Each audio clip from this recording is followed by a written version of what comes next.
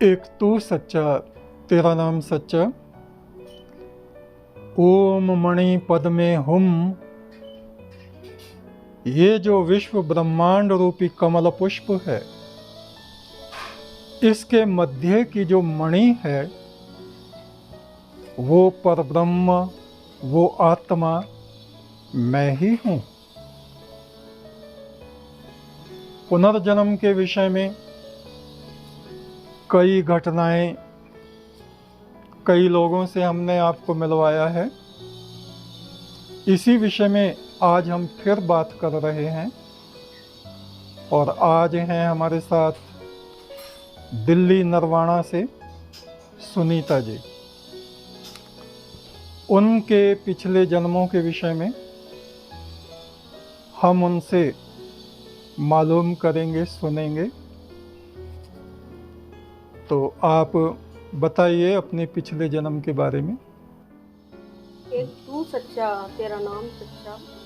ओम गुरुर् ब्रह्मा गुरुर् विष्णु गुरुर्देवो महेश्वरा, गुरुर साक्षात परम ब्रह्म, तस्मै श्री गुरुवे नमः।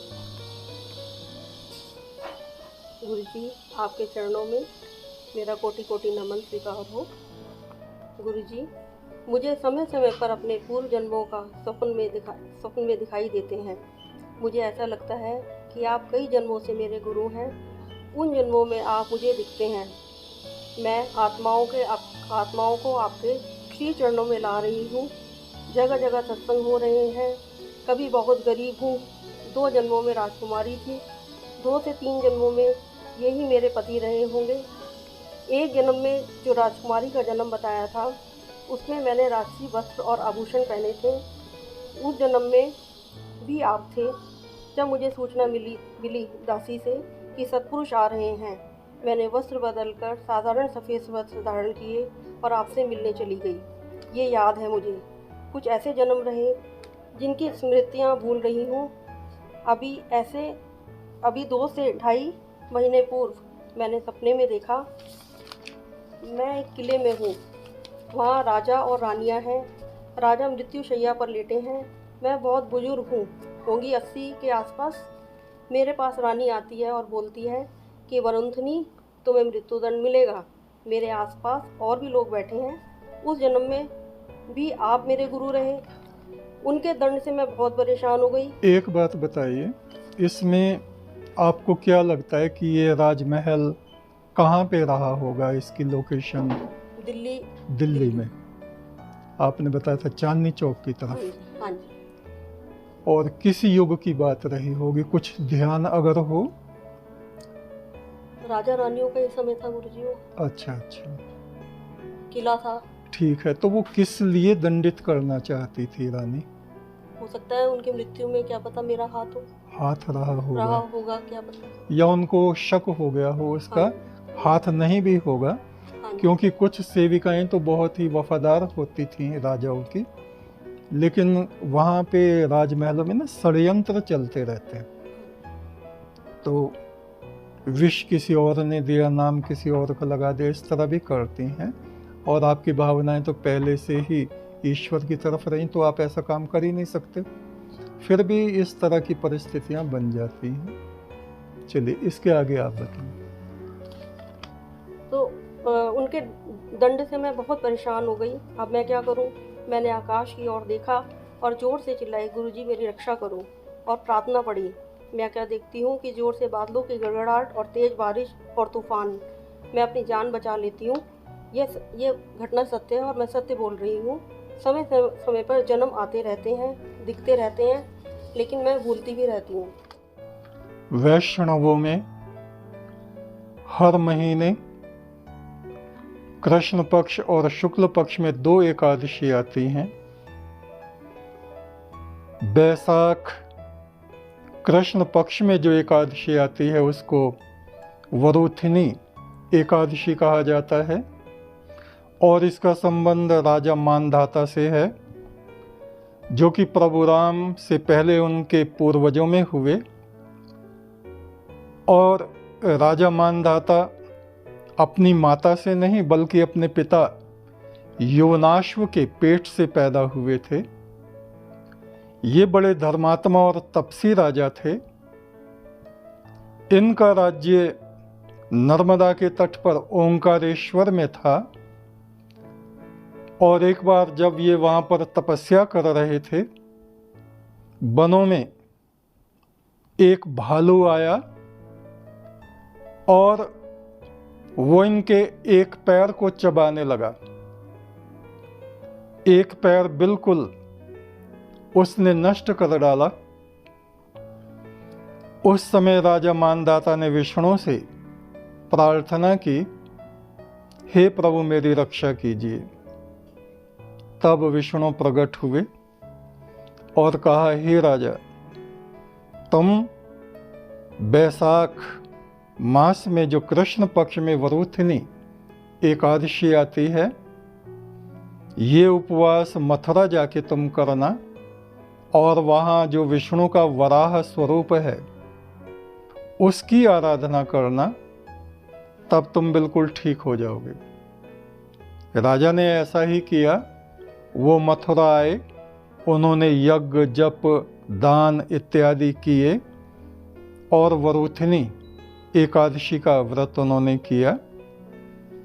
तो ये वरुथिनी शब्द उस एकादशी से संबंधित शब्द है। मेरे 3 ऑपरेशन सपन में हुए हैं और उसके बाद वो परेशानी मुझे दोबारा नहीं हुई। एक बार मैंने देखा आप समुद्र के किनारे खड़े हैं।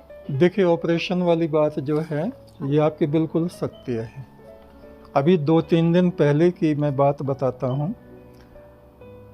हमने धनपति को बताया था, जहाँ पे हम विश्राम कर रहे थे, सो रहे थे, एक फरिश्ता वहाँ पे आया और वो ऐसा था जैसे बुद्धिस्ट होते हैं। बुद्धिस्टों जैसे उसके वस्त्र थे।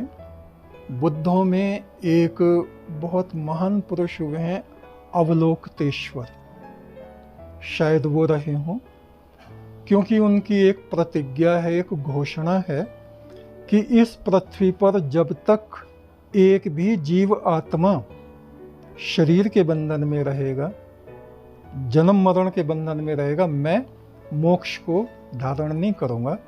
मैं हर एक जीवात्मा की, हर एक मनुष्य की मदद करूँगा, चाहे वो कीड़े मकोड़े ही हों, किसी भी शरीर में वो हों। तो वो आए, उनके पंख थे। वैसी तस्वीरों में उनके पंख नहीं दिखाए जाते, लेकिन मैंने देखा उनके पंख थे और मेरे इस हाथ में बहुत दर्द रहता था। तो उन्होंने क्या किया, ये हाथ यहाँ से बिल्कुल अलग कर दिया कि मैं इसका ऑपरेशन कर रहा हूँ, और फिर इसको छील छाल के पता नहीं कैसे उन्होंने किया और कुछ लेप लगाया और फिर उसको भी पोंछ दिया, फिर दोबारा यहाँ जोड़ दिया। दर्द बिल्कुल ख़त्म, उस दिन से ख़त्म। और वो क्या बोले, शरीर चाहे देवताओं का हो, चाहे फरिश्तों का हो, चाहे मनुष्यों का हो, ये शरीर हमें परोपकार के लिए मिला है। तब ही हमारा जीवन धन्य होता है जब हम दूसरों की मदद या उनकी सहायता या उपकार के कार्य करते हैं। कि जो लोग अपने विचारों को संकीर्ण बना लेते हैं, स्वार्थी बन जाते हैं, उनके बारे में मैं क्या कहूँ। ये जीवन है दूसरों की सेवा करने के लिए। तो आपने जो कहा ना, वो ऑपरेशन हुए और फिर वो परेशानियां बिल्कुल खत्म हो गई, ये बिल्कुल सत्य बात। नेक्स्ट डे हाँ, बिल्कुल परफेक्ट थी गुरुजी। ये बिल्कुल सही बात है कि वो सूक्ष्म में देव सत्ताएं हमारी मदद करती हैं, हमारी शारीरिक बीमारियों को, मानसिक बीमारियों को भी और परेशानियों को भी वो दूर करते रहते हैं।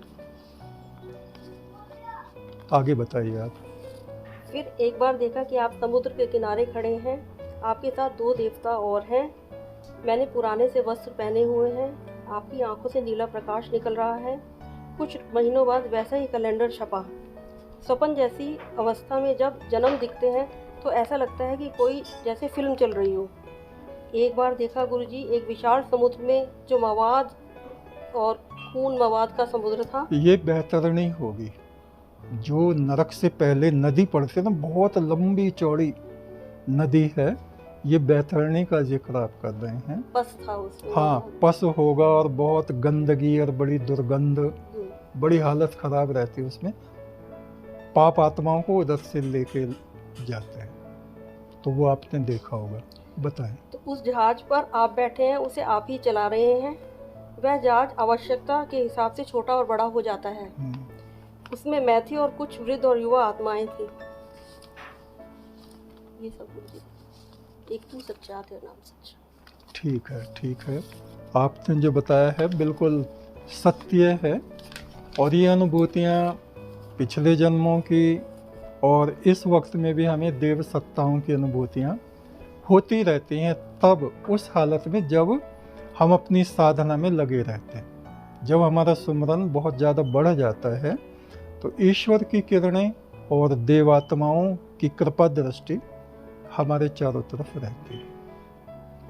तो ये आपने कुछ पिछले जन्म सुने, और ईश्वर कृपा और गुरु की महिमा आपके सामने ये आई है। ओम मणि पद में हुम, ये विश्व ब्रह्मांड एक कमल पुष्प की तरह है, और इसके मध्य जो मणि है वो मैं ही हूं।